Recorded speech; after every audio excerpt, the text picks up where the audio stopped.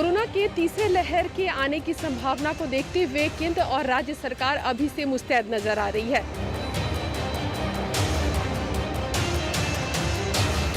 मुख्यमंत्री योगी आदित्यनाथ लगातार ground zero पर हैं, दौरे पर हैं। इसी लहर में ये बताया गया कि बच्चों पर सबसे ज़्यादा संकट है, उसको देखते हुए उपाय ढूंढे जा रहे हैं। उपाय में सबसे कारगर जो है वो है वैक्सीन।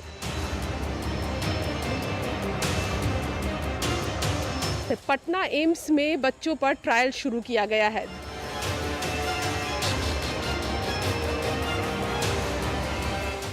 तीसरी लहर से बचने के लिए यहाँ पर बच्चों को एडमिट किया जाएगा और आप देख सकते हैं कि मुख्यमंत्री खुद निरीक्षण कर रहे हैं, वार्ड में बच्चों से बात कर रहे हैं।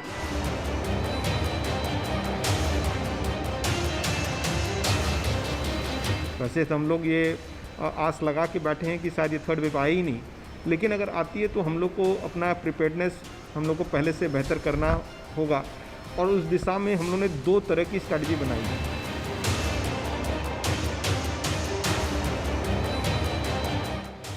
तीसरी लहर से निपटने के लिए वाराणसी मॉडल का एक नया प्रयोग अब होने जा रहा है, जो 31 मई से होगा।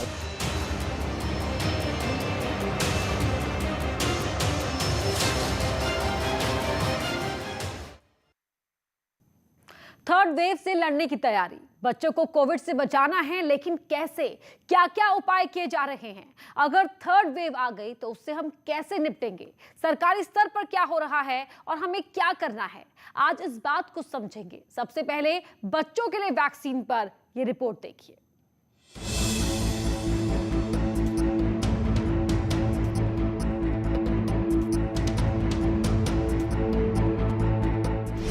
कोरोना की दूसरी लहर थम रही है।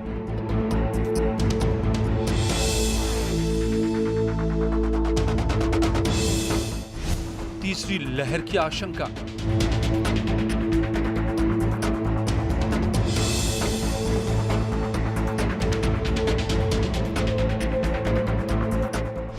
पहली और दूसरी लहर में नौजवान और बुजुर्ग चपेट में थे। 2 लहरों में कोरोना वायरस से 29 मई तक कुल 2,77,30,000 लोग संक्रमित हुए। इनमें से अब तक 3,22,512 लोगों ने दम तोड़ दिया। इस बीच 20,89,02,445 लोगों को टीका भी दिया गया है। फिर भी अभी रोजाना 2 लाख के करीब नए मामले सामने आ रहे हैं। हालांकि ये संख्या तेजी से घट रही है। पिछले 2 दिन में कोरोना संक्रमण की ऑल इंडिया रिपोर्ट के आंकड़े महामारी के घटते प्रकोप का संकेत हैं। जिन राज्यों में कोरोना की दूसरी लहर के दौरान संक्रमण की सुनामी आई, अब उन राज्यों में राहत की खबर आ रही है। कोरोना से अब तक हुई मौतों के आंकड़ों पर नजर डालें तो सबसे ज्यादा मौतें 45 से 75 साल के उम्र के लोगों की हुई है। आप सोचेंगे कि इस दौरान बच्चों पर क्या असर हुआ, कितने बच्चों की मौत हुई, कितने संक्रमित हुए। आंकड़े बता रहे हैं कि कोरोना की पहली लहर में RT-PCR टेस्ट में 4% बच्चे पॉजिटिव पाए गए थे। दूसरी लहर में ये संख्या 10% तक पहुंच गई। आबादी के हिसाब से देखा जाए तो देश में बच्चों की संख्या 30 करोड़ है।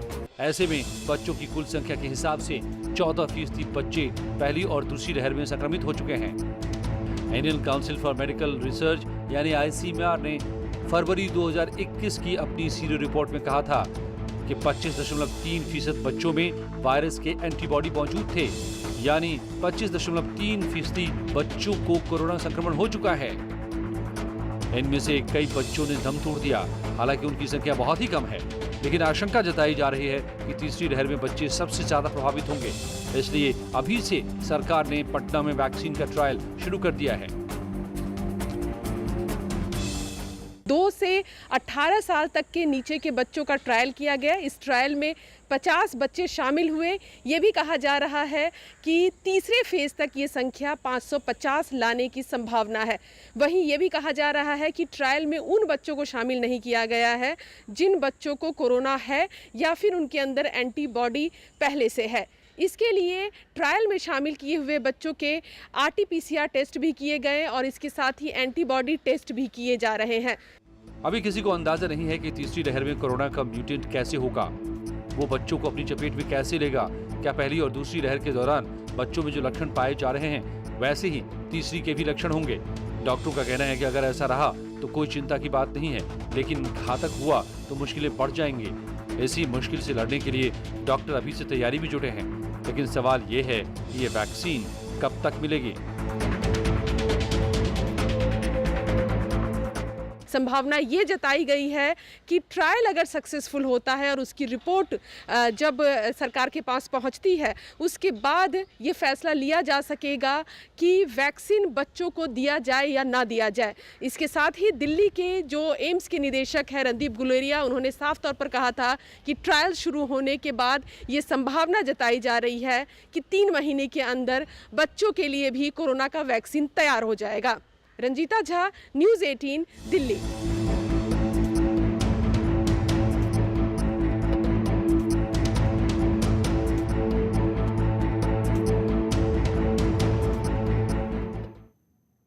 एक्सपर्ट्स के एक अनुमान के मुताबिक देश में 30 करोड़ बच्चों में से करीब 18 करोड़ बच्चे संक्रमित हो सकते हैं। इन 18 करोड़ में से अगर ये मान लिया जाए कि 20% यानी 3.6 करोड़ बच्चे संक्रमित हो जाते हैं और इनमें से 1% को भी अगर अस्पताल में इलाज की जरूरत पड़ी तो क्या इसके लिए हम तैयार हैं? उत्तर प्रदेश में इसको लेकर कैसी तैयारी की जा रही है, जानते हैं।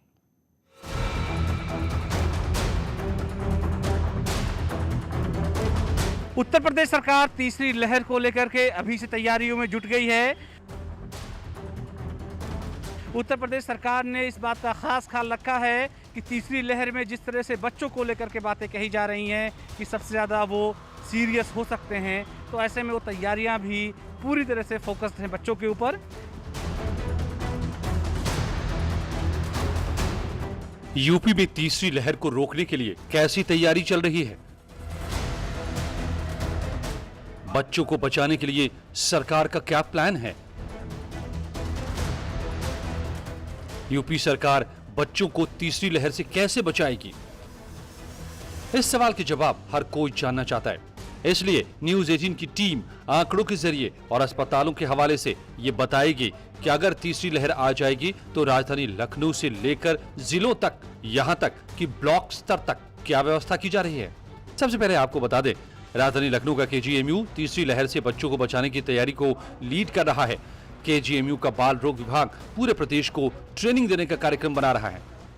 लखनऊ के किंग जॉर्ज मेडिकल यूनिवर्सिटी को नोडल एजेंसी बनाया गया है। उसका बाल रोग विभाग आप साफ तौर से देखें तो इसी विभाग की एचओडी को जिम्मेदारी दी गई है। ये विभाग लगातार ऑनलाइन मॉनिटरिंग के जरिए से सभी उत्तर प्रदेश के जिला अस्पतालों को, सभी मेडिकल कॉलेजों को ट्रेनिंग देगा। अगस्त मध्य तक माना जा रहा है कि तमाम ट्रेनिंग का काम पूरा हो जाएगा। उस ट्रेनिंग के बाद उन तमाम जगहों पर बच्चों के लिए खास तौर से NICU, HDU बनाने की तैयारी है। हालांकि लखनऊ में किंग जॉर्ज मेडिकल यूनिवर्सिटी के इस डिपार्टमेंट में 100 बेड को लेकर के तैयारी तमाम है। केजीएमयू में 100 बेड का पीडियाट्रिक वार्ड, 100 में से 50 बेड PICU, NICU के हैं। केजीएमयू में 50 ऑक्सीजन बेड होंगे। SGPGI के पीडियाट्रिक वार्ड में 50 बेड PICU और NICU के होंगे। RML में 50 बेड का पीडियाट्रिक वार्ड तैयार किया जा रहा है। एरा मेडिकल कॉलेज में 100 बेड का पीडियाट्रिक डिपार्टमेंट बनेगा। इंटीग्रल मेडिकल कॉलेज में 50 बेड का होगा पीडियाट्रिक वार्ड। TMS हॉस्पिटल में 8 बेड का PICU, NICU है। इसे बढ़ाकर 20 किया जाएगा और 30 ऑक्सीजन बेड होंगे। बलरामपुर अस्पताल में 50 बेड के पीडियाट्रिक वार्ड की व्यवस्था की जाएगी। लोकबंधु अस्पताल में 100 बेड के पीडियाट्रिक और मैटरनिटी वार्ड की व्यवस्था। राजधानी में कोविड-19 के थर्ड वेव से निपटने के लिए चिन्हट के महात्मा गांधी हॉस्पिटल को तैयार किया जा रहा है। अस्पताल में प्रेग्नेंट महिलाओं और बच्चों के लिए अलग वार्ड बनाए जा रहे हैं। केजीएमयू में बाल रोग विभाग की HOD प्रोफेसर शैली अवस्थी का मानना है कि हम अपनी तैयारी से बच्चों को बचा लेंगे। कुछ बच्चों में सीवियर या मॉडरेट बीमारी होगी, तो इन तैयारियों से ये इंश्योर हो जाएगा कि बेड्स की कमी नहीं होगी, ऑक्सीजन की कमी नहीं होगी, सप्लाईज की कमी नहीं होगी। और जब थर्ड वेव आएगी तब तक हम लोग फुली प्रिपेयर्ड हो जाएंगे और इस वजह से बच्चों में कोविड का बुरा असर थर्ड वेव में देखने को नहीं मिलेगा। लखनऊ की तरह वाराणसी में भी तैयारियां तेजी से चल रही हैं। तीसरी लहर को हराने के लिए काशी में नए प्लान पर काम चल रहा है। तीसरी लहर से निपटने के लिए वाराणसी मॉडल का एक नया प्रयोग अब होने जा रहा है, जो 31 मई से होगा। इस प्रयोग में 31 मई से अब जो भी बच्चे, चाहे वो निजी हो चाहे वो सरकारी अस्पताल कहीं भी किसी भी बीमारी के रूप में दिखाने आएंगे, चाहे वो सर्दी खांसी हो, चाहे निमोनिया हो, चाहे डायरिया हो, किसी भी बीमारी से वो आते हैं तो सबसे पहले उनकी RT-PCR जांच होगी। इसीलिए अब 31 तारीख से जो जिले का कोटा है RT-PCR जांच का, उसमें से 50% जांच अब सिर्फ बच्चों की होगी। इसके लिए सभी निजी और सरकारी अस्पताल को किट सौंपी गई है। 1 जून से बाकायदा अलग तरीके से डेटा तैयार किया जाएगा और उस दिशा में हम लोगों ने 2 तरह की स्ट्रैटेजी बनाई है। एक जो है क्यूरेटिव पार्ट, जिसमें ट्रीटमेंट वाला पार्ट है, जिसमें कि हम लोग पीडियाट्रिक ICU, न्यूनेटल ICU और उसमें जितने भी उपकरण लगते हैं, कंज्यूमेबल्स लगते हैं, मेडिसिन लगते हैं, उसका का पूरा प्रिपरेशन करना। उसके लिए ऑलरेडी हम लोग ने BHU के नोडल बनाते हुए यहाँ पर उनसे सारी एक एक्सपर्टीज़ हासिल कर ली कि क्या क्या इस न्यूनेटल इंटेंसिव केयर यूनिट के और पीडियाट्रिक ICU के कंपोनेंट होते हैं। और उसी तर्ज पर हम लोग फिर अपने जितने भी MCH के अस्पताल हैं, यहाँ पे हमारा डिविजनल हॉस्पिटल में है, हमारा डिस्ट्रिक्ट हॉस्पिटल में है और BHU में एक MCH विंग अलग से है। CHC और PHC को भी तैयार किया जा रहा है ताकि जरूरत पड़ने पर स्थानीय लेवल पर लोगों को मदद पहुंचाई जाए। नया प्लान वाराणसी मंडल के सभी जिलों में बनाया गया है।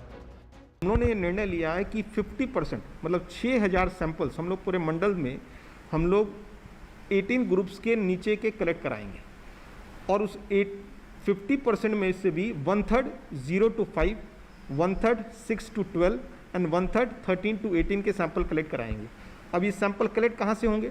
हमने यहाँ पर आप लोगों के संज्ञान में होगा कि हम लोग ने यहाँ पे 3 बार जितने भी पीडियाट्रिशियन हैं, इरेस्पेक्टिव वो चाहे प्राइवेट हैं, चाहे सरकारी हैं, चाहे चैरिटेबल हॉस्पिटल में काम कर रहे हैं या हमारे कस्बों में काम कर रहे हैं, सभी को किट मुहैया कराया गया है। प्राइवेट और सरकारी अस्पताल मिलकर काम को करेंगे। लेकिन सवाल यह है कि बच्चों की जांच कैसी होगी? क्या कोरोना की आशंका जताने पर ही जांच होगी? बच्चों को अपना नॉर्मल इस सीजन में दिखाने लेके आ रहा है, चाहे वो डायरिया का हो सकता है या बुखार, सर्दी, खांसी, जो भी वो सिम्टम्स लेके आ रहा है, बच्चों को लेके आ रहा है और वो दिखा रहा है, तो डॉक्टर उनका वैसे ही उपचार करेगा जैसे वो करता है, जो भी उनका प्रोटोकॉल है। लेकिन साथ साथ वो उनका एक RT-PCR का सैंपल निकाल लेगा। वो RT-PCR का सैंपल शाम को हमारी, जैसे अभी कलेक्शन टीम जाके हमारे विभिन्न कलेक्शन पॉइंट से कलेक्शन उठाकर BHU भेजती है, वैसे ही वो सारे जितने भी पीडियाट्रिशियन हैं उनके यहाँ से वो सैंपल उठा के वो BHU को भेजेगा। इसके अलावा प्रशासन ने सभी CHC और PHC समेत आंगनवाड़ियों को निर्देश दिए हैं कि बच्चों का रूटीन टीकाकरण चक्र भी पूरा कर लिया जाए, क्योंकि विशेषज्ञ मानते हैं कि रूटीन टीकाकरण से भी संक्रमण की आशंका कम होती है। वाराणसी में न सिर्फ जांच पर जोर दिया जा रहा है, बल्कि बच्चों के लिए बेड भी तैयार किए जा रहे हैं। तीसरी लहर में बच्चों में संक्रमण की आशंका जताई जा रही है, जिसके मद्देनजर वाराणसी मॉडल ने अपनी तैयारियों को 2 कदम पहले ही पूरा करने की कोशिश शुरू कर दी है। ये तस्वीर उसकी एक बानगी है। हम इस वक्त कबीर चौरा महिला अस्पताल में तैयार किए गए 100 बेड के इस 3 तल के हॉस्पिटल में हैं, जहां पर हर जगह पर वार्ड बनाए करीब 100 बेड हैं और जिसमें कुछ पीडियाट्रिक ICU रहेंगे, इसके अलावा कुछ ऑक्सीजन बेड रहेंगे और इसके अलावा जो है एक OPD भी नीचे रखी जाएगी। लगभग 100 बेड के आसपास तैयार किए भी जा चुके हैं, जिसमें हमारे आधे बेड कोविड के हैं, आधे नॉन कोविड के हैं। ये व्यवस्था BHU में ऑलरेडी कर दी गई है। दूसरी व्यवस्थाएं करने के लिए हमारा टारगेट ये है कि कम से कम 300 बेड की तैयारी हम आने वाले 15 दिन में कर दें। और नए अस्पताल भी अब की बार छांटे जा रहे हैं कि पिछली बार एडल्ट जो हमारे व्यवस्था चली थी कोविड के लिए, उसके अलावा पीडियाट्रिक की 300 नई व्यवस्था पूरी कर दी जाए। इसके लिए राजकीय हमारे ऑलरेडी जो डिस्ट्रिक्ट हॉस्पिटल्स हैं उनको चिन्हित किया गया है। जो पंडित दीनदयाल उपाध्याय अस्पताल है, इसमें 60 बेड का हम लोग पूरा पीडियाट्रिक वार्ड बनाने जा रहे हैं। इसमें जो MCH विंग नई बनी है उसमें 48 बेड हैं, उसको भी हम लोग पूरी तरह बच्चों के कोविड में कन्वर्ट करेंगे। इसके अलावा और अस्पताल तैयार किए जा रहे हैं जिसमें बच्चों का इलाज होगा। DM का दावा है कि सिर्फ सरकारी अस्पतालों में 300 बेड की व्यवस्था की गई है, वहां वेंटिलेटर समेत सभी जरूरी उपकरण होंगे। ICU के लिए जो ज़रूरी उपकरण हैं वो लगा दिए गए हैं बिजली के।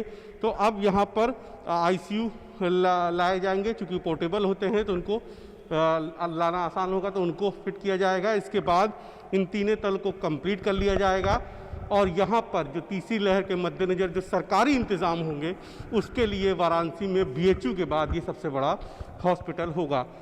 करीब 500 बेड का लक्ष्य है ICU के जो प्रशासन मान के चल रहा है और जिसकी कोशिश के लिए और जिसको जुटाने के लिए, जिसको पूरा करने के लिए संसाधन भी जुटाए जा रहे हैं। तीसरी लहर के खिलाफ तैयारियों को लेकर सीएम योगी 18 मंडलों का दौरा कर चुके हैं। सीएम योगी ने 26 दिन में 5,768 किलोमीटर की यात्रा की और सभी जिलों के हालात को टटोला। कहीं बेड बढ़ाने के आदेश दिए तो कहीं पर बच्चों के लिए पीडियाट्रिक वार्ड बनाने के लिए कहा।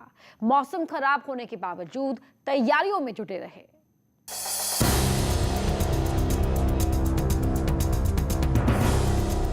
ये 25 मई की तस्वीरें हैं जब सीएम योगी गोरखपुर मेडिकल कॉलेज में इलाज करा रहे बच्चों के बीच पहुंचे।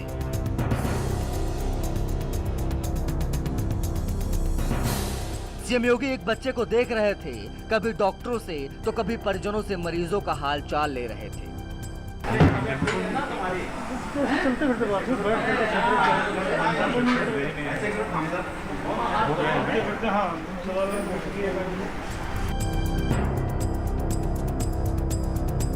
सीएम योगी मरीजों से बातचीत के साथ साथ व्यवस्थाओं का भी जायजा ले रहे थे ताकि अगर कोई कमी हो तो उसे तीसरी लहर आने से पहले ही ठीक कर लिया जाए। उपचार शुरू हुआ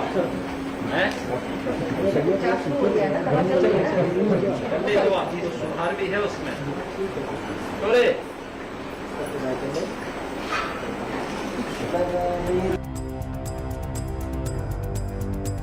प्रदेश में कोविड को रोकने के लिए ग्राउंड जीरो पर उतरे सीएम योगी के साथ न्यूज 18 की टीम भी मौजूद थी, जो हर पल को अपने कैमरे में कैद कर रही थी।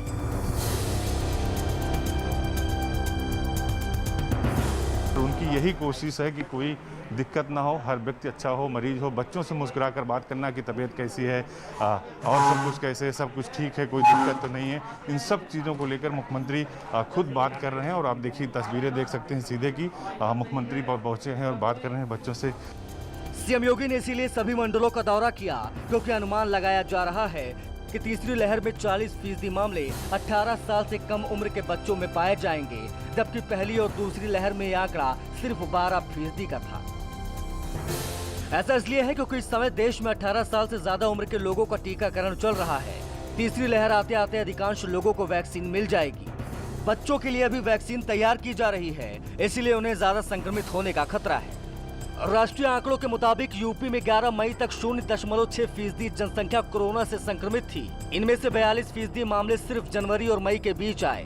तीसरी लहर में 1% लोगों के संक्रमित होने का अनुमान है। यूपी की जनसंख्या की 42% आबादी 18 साल से कम उम्र की है।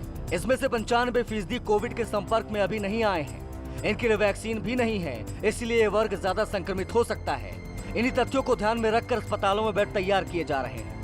लखनऊ, वाराणसी के साथ ही मेरठ से भी तैयारी की तस्वीरें आई हैं। मेरठ के प्यारेलाल जिला अस्पताल में पीडियाट्रिक इंटेंसिव केयर यूनिट, हर बेड पर ऑक्सीजन और बच्चों के लिए अलग से वेंटिलेटर्स की व्यवस्था की गई। तस्वीरों में देखिए कि किस तरह से पीडियाट्रिक वार्ड तैयार हो गया है और ऐसी ही तस्वीरें कमोवेश मेडिकल कॉलेज की भी हैं। मेडिकल कॉलेज में भी पीडियाट्रिक आईसीयू बनकर तैयार हो रहा है। यहाँ पर आप देखिए सारा स्टाफ भी मौजूद है, नर्सिंग स्टाफ भी मौजूद है। सीसीटीवी से ही डॉक्टर हीरा सिंह जो सुपरिटेंडेंट इन चीफ हैं वो भी निगरानी अपने कमरे में बैठ करके कर सकते हैं। 80 बेड का प्राविधान है 0 to 18 ईयर्स एज ग्रुप के लिए, जिसमें इस वार्ड में 30 ऑक्सीजन वाले बेड हैं और 30 जो है एचडीयू वाले बेड हैं। और मेल सर्जिकल वार्ड में 10 बेड ऑक्सीजन वाले हैं और 10 बेड एचडीयू वाले हैं। उसके अतिरिक्त हमारा जो है एक पीकू वार्ड तैयार है जो कि हमारे टीबी वार्ड में चिन्हित कर दिया गया है। पीकू वार्ड में 10 बेड्स जो है इंटेंसिव केयर यूनिट के होंगे और उसके एडजेसेंट जो है 10 बेड बच्चों के तीमारदारों के लिए हैं।